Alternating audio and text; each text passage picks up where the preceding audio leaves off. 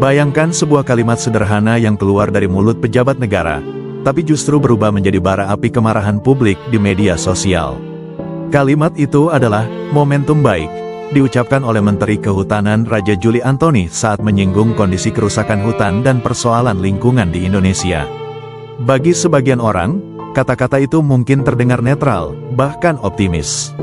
Namun bagi masyarakat yang melihat langsung betapa rusaknya alam negeri ini mulai dari banjir bandang di berbagai daerah, konflik manusia dengan satwa liar, hingga hilangnya ladang dan rumah akibat longsor, ucapan tersebut justru terasa seperti penampar empati.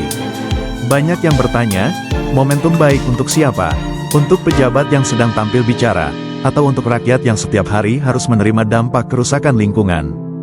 Video ini akan mengulas secara lengkap bagaimana satu pernyataan bisa memicu gelombang kritik besar-besaran, mengapa publik begitu kecewa, dan apa sebenarnya yang diharapkan rakyat dari seorang Menteri Kehutanan. Peristiwa ini bermula saat potongan video pernyataan Raja Juli Antony diunggah ke akun media sosial dan kemudian bela sungkawa, duka mendalam terhadap bencana yang dihadapi oleh saudara-saudara kita di Aceh, Sumatera Utara, dan juga Sumatera Barat. Ini kita mendapatkan momentum yang baik justru. Semua mata melihat, semua telinga mendengar, semua kita merasakan apa yang terjadi di tiga provinsi itu. Berharap tidak akan melebar ke wilayah lain. Tapi ada momentum yang baik untuk kita mengevaluasi, introspeksi bahwa ada yang salah nih dari pengelolaan hutan dan lingkungan hidup kita.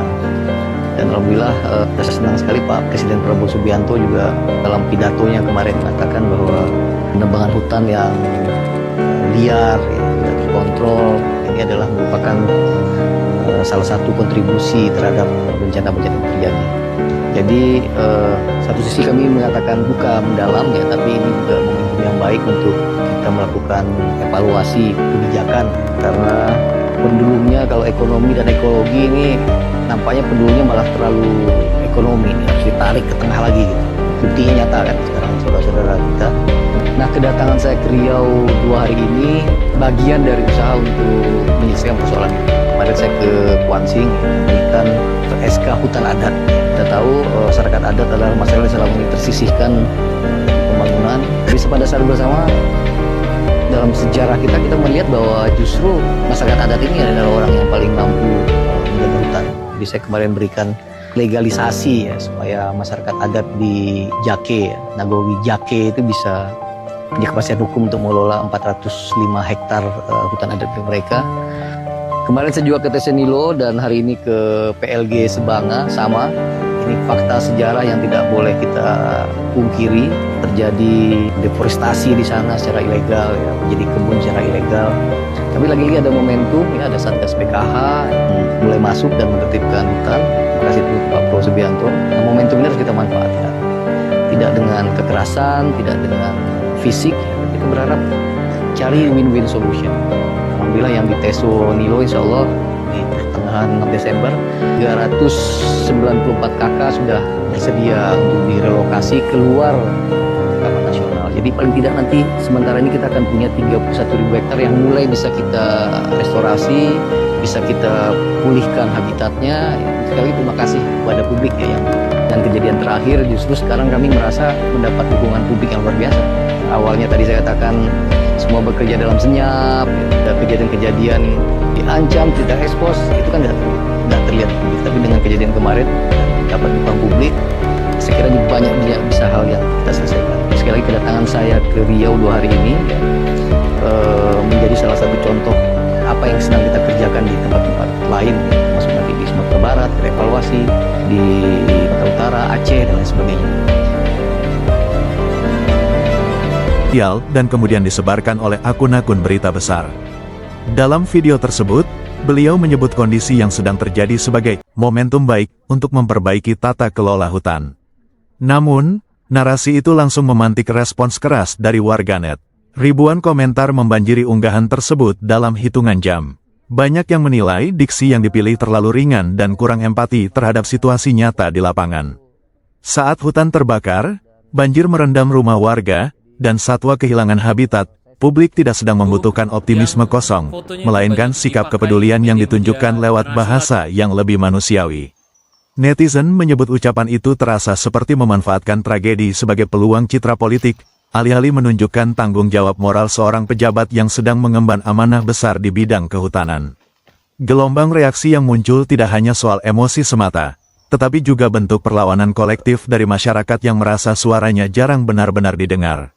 Media sosial berubah menjadi ruang diskusi terbuka, tempat warganet membongkar ulang jejak pernyataan pejabat, memposting dokumentasi bencana alam, membandingkan janji politik dengan realita lapangan, hingga menuntut kerja konkret pemerintah, bukan sekadar permainan kata. Banyak komentar pedas bermunculan seperti, ini bukan momentum, ini krisis, yang baik itu kerjanya, bukan omongannya, bahkan ada yang menyindir, lu menhut, bukan motivator. Media sosial seolah menjadi cermin besar yang memperlihatkan ketimpangan antara bahasa elit dan perasaan masyarakat akar rumput. Fenomena ini menunjukkan bahwa masyarakat kini semakin kritis terhadap bagaimana pemimpin berbicara dalam situasi krisis, karena bagi publik, pilihan kata mencerminkan sikap batin seorang pemimpin. Kemurkaan publik tidak bisa dilepaskan dari realitas pahit kondisi kehutanan Indonesia hari ini. Deforestasi masih terjadi di banyak daerah demi pembukaan kebun sawit, tambang, atau proyek besar lainnya. Konflik antara manusia dengan satwa liar, seperti gajah di Sumatera dan orangutan di Kalimantan, makin sering diberitakan. Bencana banjir, tanah longsor, dan kekeringan semakin intens, yang sebagian besar disebabkan oleh hilangnya tutupan hutan sebagai penyangga alam. Sementara di sisi lain, masyarakat adat terus berjuang mempertahankan tanah ulayat mereka dari klaim perusahaan besar. Semua ini membentuk akumulasi kesedihan kolektif, yang membuat publik merasa ucapan momentum baik terdengar begitu jauh dari realitas.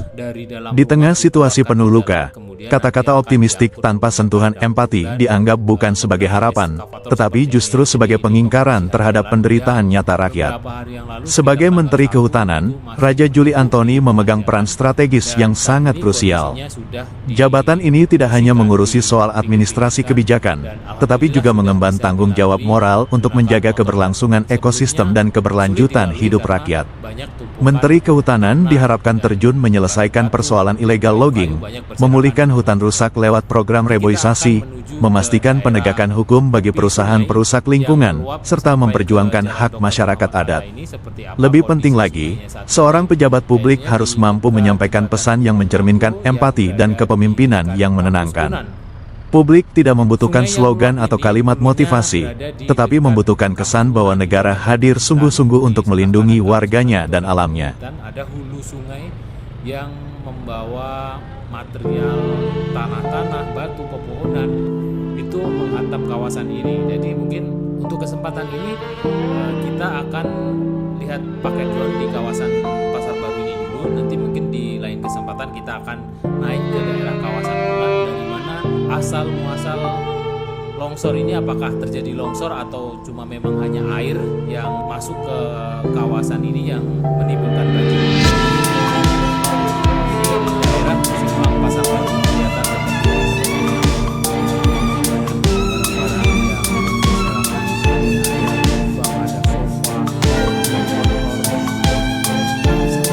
mengerikan dan sangat mencekam. Mencekamnya bukan hanya di media sosial, ini benar-benar mencekam di tempat aslinya. Mungkin harus ke sini baru merasakan bagaimana keadaan kondisi di sekitaran ini, baru Kota Padang.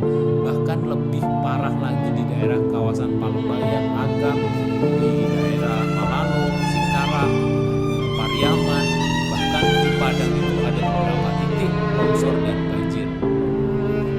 Nah, saat ini kita sedang berada di depan bidan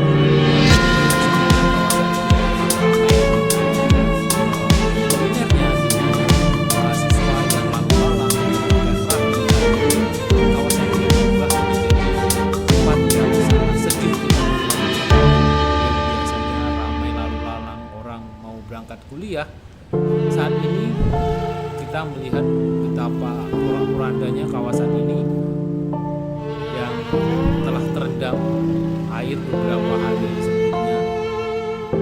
Nah, sahabat bilang, yang kita lihat, yang kita ambil gambarnya ini hanya yang dekat dengan jalur 2, yang aksesnya gampang. Kita belum masuk ke dalam bagaimana keadaan